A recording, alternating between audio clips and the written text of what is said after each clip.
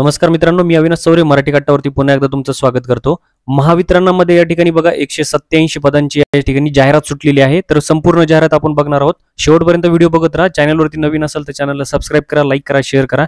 चला तर स्टार्ट करूया आजचा व्हिडिओ। यामध्ये बघा वीज तंत्री, तारतंत्री, माहिती तंत्रज्ञान व कोपा या व्यवसायामध्ये या ठिकाणी 187 पदांची जाहिरात सुटलेली आहे।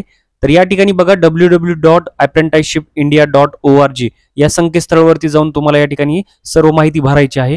11/5/2025 पर्यंत तुम्हाला या ठिकाणी ऑनलाईन मध्ये जे आहे ते अर्ज करायचा आहे। नागपूर शहर मंडल, नागपूर अंतर्गत असलेल्या विभागांचे या ठिकाणी नोंदणी चालू आहे। या ठिकाणी बघा मंडलांचे नाव दिलेले आहेत, आस्थापना क्रमांक दिलेला आहे, कोपा, माहिती तंत्रज्ञान, तारतंत्री आणि वीज तंत्रींचे या ठिकाणी पद दिलेले आहेत।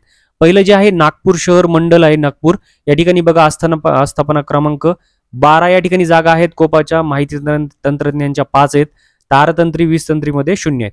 सेकंड जे पद आहे काँग्रेस नगर विभाग, नाशम नागपूर आहे।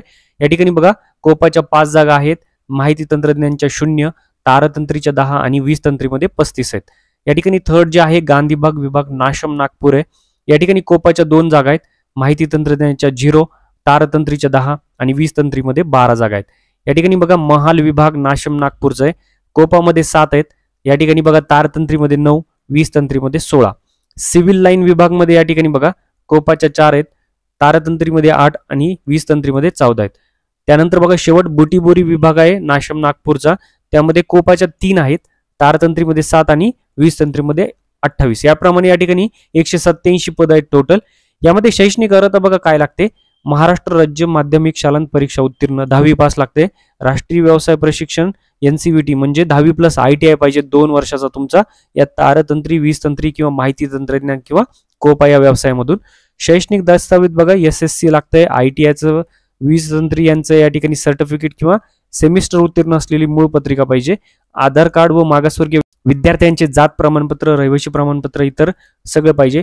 विद्यावेतन प्रचलित नियमाप्रमाणे दिले जाईल। वयोमर्यादा या ठिकाणी 31/3/2025 पर्यंत तुमची पकडण्यात येणार आहे।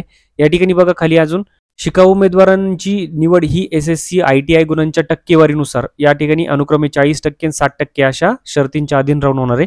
याला कोणती प्रकारची एक्झाम नाहीये, तुमची डायरेक्ट या ठिकाणी जे मार्कांच्या बेसिसवरती या ठिकाणी तुम्हाला घेतलं जाणार आहे। या ठिकाणी सर्वांनी ऑनलाईन रजिस्ट्रेशन करायचंय www.apprenticeshipindia.org या वेबसाईटवरती। दिनांक 5/5/2025 पासून ते 13/5/2025 पर्यंत करायचंय। तर मित्रांनो या ठिकाणी बघा वेगवेगळ्या पदांच्या या ठिकाणी 187 जागा सुटलेल्या आहेत। जे कोणी या ठिकाणी 10वी+ ITI ज्यांचं झालं असेल रिलेटेड या ठिकाणी ब्रँचमध्ये ते यासाठी अप्लाय करू शकतात। नेक्स्ट अपडेटसाठी तुम्ही अजून चॅनलला जर सबस्क्राईब केलं नसेल तर सबस्क्राईब करा, लाईक करा, शेअर करा। भेटूया पुढच्या व्हिडिओत, तोपर्यंत जय हिंद, जय महाराष्ट्र।